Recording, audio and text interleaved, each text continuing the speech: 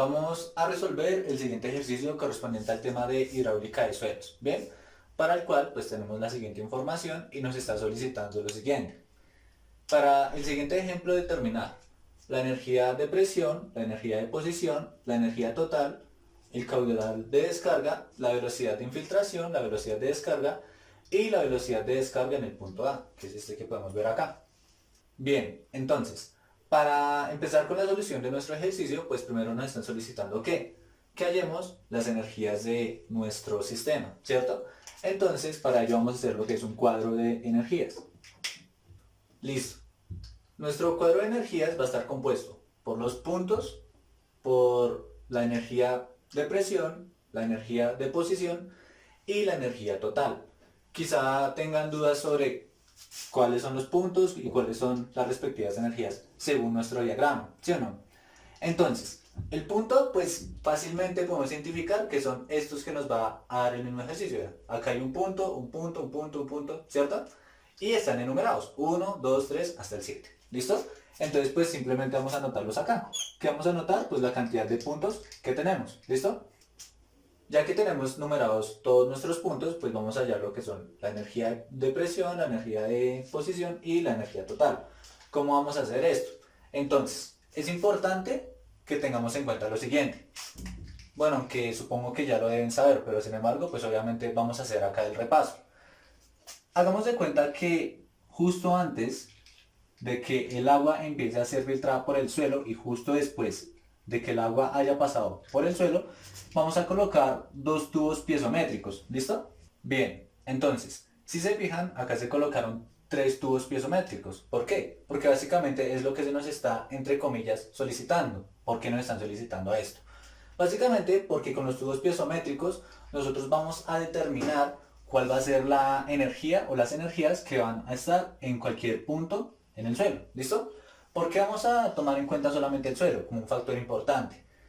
Porque, si ustedes recuerdan, no existen pérdidas de energía a no ser que el agua empiece a atravesar el suelo. ¿Listo? ¿Eso qué quiere decir? Que digamos que si en el punto 2 nosotros colocásemos un tubo piezométrico, el agua va a llegar exactamente a la misma altura. ¿Listo? A la misma altura en la que empezó el recorrido, por llamarlo de alguna manera. ¿Listo? Entonces, ¿qué pasa? Todo esto justo antes del punto 3, si colocamos un tubo piezométrico en cualquier lugar, va a llegar a la misma altura que la inicial, ¿listo? Pero justo después de que empieza a atravesar el suelo, ¿qué sucede? Que empiezan a haber pérdidas de energía, ¿listo? Que son de manera lineal, ¿listo? Tengan en cuenta eso. Y finalmente, justo después de que se haya atravesado el suelo, pues que esta altura final, llamémosla así, o sea la del punto 7, va a ser igual a la altura final o a la altura total que tendría la del punto 6 o el punto 5, ¿sí? Cuando me refiero a altura, pues sería la altura a la que llegaría el agua, ¿listo? Perdón, quizás si mis términos son muy coloquiales, pero pues la idea es que entiendan quizás esto de la mejor manera, ¿listo? Bien, espero que hayan entendido este concepto, ¿listo? Entonces, en el punto 3, ¿cierto? Al colocar un tubo piezométrico, vamos a tener exactamente la misma altura, ¿cierto? Y las alturas se irían concibiendo, pues según se vaya avanzando sobre el suelo, ¿listo? Según el agua vaya avanzando sobre el suelo, se vaya filtrando. Y pues finalmente va a llegar a una altura final, ¿sí? Justo después de que termina el suelo, digamos que esto puede ser muchísimo más largo, pero pues digamos que no va a haber pérdidas de energía siempre y cuando pues el agua no empiece a atravesarse o a encontrarse suelo en el camino, ¿listo? Entonces, ¿qué vamos a hacer ahora? Ya que tenemos esta parte, simplemente vamos a empezar a llenar con esto nuestro cuadro de energías, ¿listo? Entonces, en mi caso, yo lo veo más aconsejable hallar primero las alturas totales, aunque pues eso ya depende de cómo cada quien se vaya sintiendo cómodo, ¿listo? Por ejemplo, vamos a ver qué es el HZ, ¿listo? El HZ tomémoslo como si fuera la altura, si se fijan acá tenemos un nivel de referencia, es como si fuera la altura, desde el nivel de referencia hasta el punto que vayamos teniendo. En este primer caso tenemos nuestro nivel de referencia, ¿cierto? En el punto 1 tenemos una altura de 120 centímetros, ¿listo? Entonces anotamos acá, 120, ¿listo? La altura que existe, desde el nivel de referencia hasta el respectivo punto, ¿listo? En el punto 2, vemos acá, tenemos una altura de 20 centímetros. Entonces lo anotamos acá, 20 centímetros. Y si nos fijamos, todos tienen una altura de 20 centímetros hasta el punto 6. Entonces anotamos ahí. ¿Listo? Y finalmente, pues la altura o el HZ del punto 7 sería de 40 centímetros. Entonces anotamos acá. Espero que hasta el momento no haya ningún problema. ¿Listo? Ahora vamos a hallar lo que es la energía de posición. ¿Listo? ¿Cómo hallamos la energía de posición? Simple. Vamos a hacer de cuenta lo siguiente. Vamos a tomar la altura que existe, o la diferencia de altura que existe entre el respectivo punto y nuestra línea piezométrica. ¿Listo? Por ejemplo, acá tenemos que el punto 1 y la línea piezométrica están a la misma altura. Por ende, la energía de posición sería 0. ¿Listo? Ahora, punto 2. Acá tenemos lo que es nuestro punto, ¿cierto? La línea piezométrica está acá, a una altura de 120. Entonces, simplemente debemos restarle este 20. 120 menos 20, pues me da 100, ¿cierto? Esa es una manera, ¿listo? Vamos a explicar los otros de la manera que a mí se me hace más fácil, ¿listo? A ver si de pronto a ustedes también les parece igual. Entonces, ¿qué vamos a hacer? Energía total es igual a la suma del HZ más el HW, o sea, 120 más 0 pues me da 120. ¿Listo? 20 más 100 pues me da 120. 20 más algo pues me da no sé cuánto. ¿Listo? ¿Qué vamos a hacer acá? Simple. La energía total vendría a ser la altura que tiene nuestra línea piezométrica con respecto al nivel de referencia. ¿Listo? Por ejemplo acá, altura 120. Anotamos acá, 120. Punto 2. Altura del nivel de referencia, 120. 120. ¿Listo? Ahora, el punto 3. Línea piezométrica con respecto al nivel de referencia tiene 120 centímetros. Entonces acá, 120. ¿Listo? Punto 4. Aún no lo hallamos. ¿Listo? Entonces dejamos ahí el huequito y seguimos avanzando. Punto 5. Altura con respecto al nivel de referencia, 40. ¿Sí o no? Punto 6, 40 también, ¿cierto? ¿Por qué? Porque recordemos que esto es lineal. ¿Bien? Y punto 7 pues también es 40. ¿Bien? Entonces, ¿qué hacemos? Simplemente vamos a restar 120 menos 20. ¿Cuánto me da eso? Pues 100. 40 menos 20. 20. 40 menos 20, pues me da 20. 40 menos 40 me da 0. ¿Listo?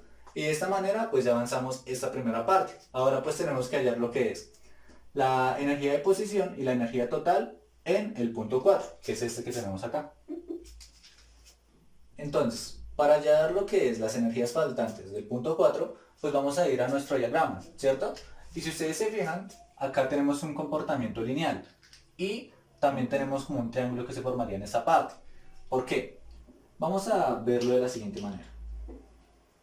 Si nos fijamos, pues básicamente el comportamiento que tiene nuestro sistema vendría siendo algo parecido así, ¿cierto? Viene por acá lo que es nuestra línea piezométrica, baja y luego continúa por acá, ¿cierto? Pero pues la verdad esto de acá no nos interesa a nosotros, lo que nos interesa a nosotros es el triángulo en sí, ¿listo? Porque es sobre el cual nosotros vamos a realizar los cálculos. ¿Cuál va a ser la altura de nuestro triángulo? Pues si se fijan, nosotros tenemos acá esto, ¿cierto? Ese sería nuestro triángulo. Entonces, acá tenemos una altura de 40 centímetros, acá tenemos una altura de 120, entonces ¿cuál creen ustedes que sería la altura que va acá? Pues la diferencia de estas dos, ¿sí o no? 120 menos 40, que me da 80 centímetros. Vamos a anotarlo por acá. Creo que hasta ahí no hay ningún problema, ¿cierto? 120 menos 40 me da 80, ¿cierto? Que sería esta altura que tendríamos acá. O sea, esta. ¿Sí o no? Ahora la base de nuestro triángulo, ¿cuál sería? Ojo, no sería el 5 más 20 más 5. ¿Por qué? Porque recordemos que las pérdidas de energía únicamente se presentan cuando el agua empieza a atravesar el suelo. ¿Listo? Entonces, nuestra longitud de suelo es de 20 centímetros. Por ende, la base de nuestro triángulo va a ser de 20 centímetros. ¿Listo? Espero que hasta el momento no haya ningún problema. Y ya por último, pues si nos fijamos, la distancia desde nuestro punto 3 hasta nuestro punto 4 es de 8 centímetros, que es lo que nos interesaría a nosotros, ¿cierto? Esto de acá, ¿sí? Que vendría a ser más o menos algo como por acá, ¿cierto? 8 centímetros. ¿sí? Que sería la base de nuestro triángulo pequeño. Y la altura, pues sería una altura X, ¿sí? Que no conocemos aún. Entonces, ¿cómo vamos a hacer esto? Simple. X sobre 8 es igual a 80 sobre 20. Por relación de triángulos podemos hacer esto, ¿sí? Es como si nosotros dijéramos, perdón si acá me empezó a enredar mucho, 2 y 4 y que esto sea 1 sobre 2, ¿cierto? 2 sobre 4 me da 1/2, ¿sí? Acá básicamente estamos haciendo lo mismo, es por relación de triángulos. Entonces, ¿qué vamos a hacer acá? Simplemente despejamos la X, entonces acá este 0 y este 0 se me simplifican, 8 dividido 2 me da 4 y despejamos la X, entonces X va a ser igual a 8 por 8 sobre 2, por si se confunden. 8 por 8, esto me da 64, dividido entre 2 me da 32. ¿Listo? Entonces el valor de esta X sería de 32 centímetros. ¿Listo? Pero, ojo, porque eso no quiere decir que ese sea el dato que va acá o acá. ¿Listo?